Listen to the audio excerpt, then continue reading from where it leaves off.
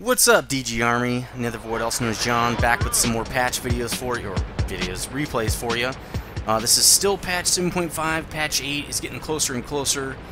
I know we got to mess around with physics, and people said, well, this isn't patch 8. Well, it is if physics is going to be in patch 8. That would make it patch 8. But anyway, semantics. So, I'm showing you the M48A1, which is the Tier 10 American medium. This thing, I think people are saying it is the best Tier 10 medium. And after watching this video, I definitely agree with them. It's got great mobility. It's got a great gun. It's got pretty good accuracy. I haven't looked at the stats, but some of the shots in this game are either luck or ridiculous. 390 damage gun with 268 pen. With these new guns on the TDs, the Tier 10 TDs and the Tier 10 mediums, armor is pretty useless now. There's really not that many tanks where the armor is really effective against these kind of guns. So here, these guys are dumb. They rush right out in front of. They get 6 or 7 tanks out there. Really not the greatest idea they've ever had. The Patton and that Lorraine. They're just gonna get surrounded and killed. Max, he's a little smarter than that. This is Mad Max SW9. He did a subscriber replay a few weeks ago. And this guy just has an amazing game, and he does some really good play here, and I'm going to tell you what he was doing right and why this video is being seen. Spent a little more time looking for good replays here. Yeah, I think he is using the zoom out mod. Okay, right there, he knows they're going to get overwhelmed, so he's tracking guys as they come in. Great idea. He's trying to get back into some cover here. Not super worried about where he's hitting guys, because really he's paying more attention to backing up behind this cover here. So these guys are coming in. You can see Max, and well, his buddy's not really doing it. His buddy doesn't have cover. But Max is doing something that I do, and once you start doing this, it gets pretty normal for you to do.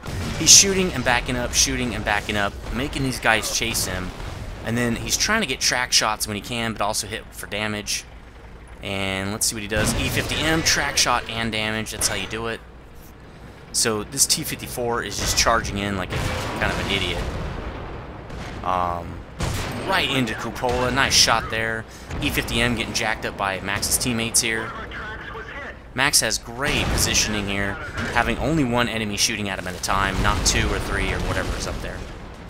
Oop, map's a little small. Sorry about that, guys.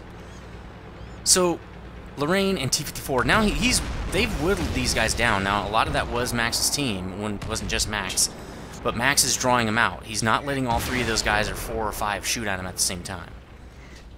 He's responding to. Oh, here we go. Boom! Tracks him. Backs up. See how he's doing that? He keeps doing it. Then this guy tracks him. This guy's just, well, he could have zoomed in there. I do that sometimes. You think the shot's going to go through, and miraculously it hits the one part where there's some armor. That's okay, though. But I do this too, what he's doing, and I've taken out 3 tanks. You know, 2 or 3 tanks is what I usually take out doing this.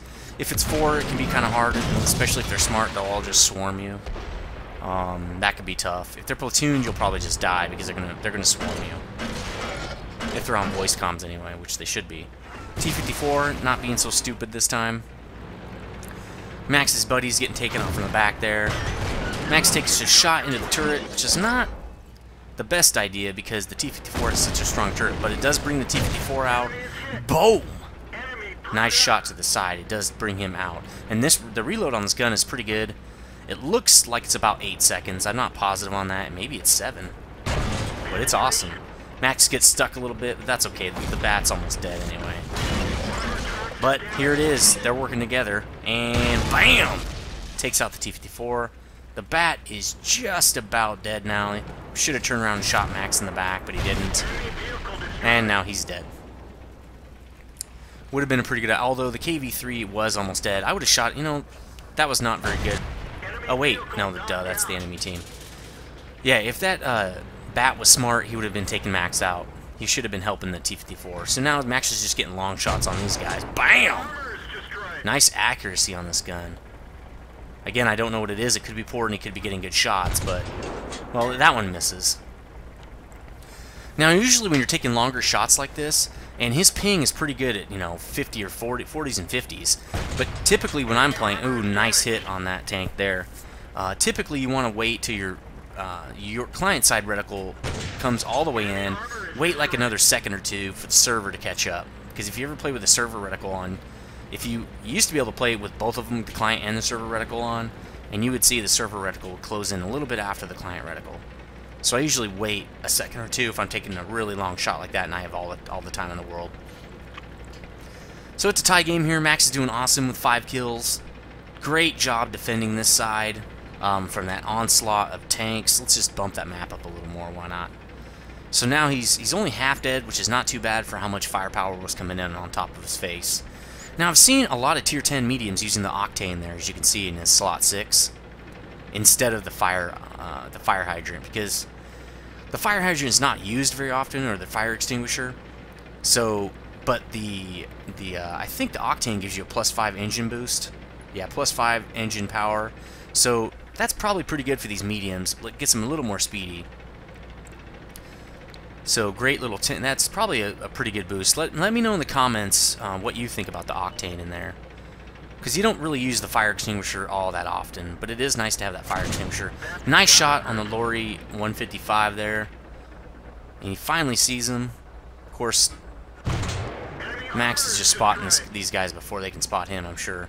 GW Panther moving up. I don't know what this guy's thinking, but he's getting... Wow, he missed. Thought he was going to nail him right there. So this is pretty much just cleanup work now. 2 arty against 4 tanks is just not going to happen. So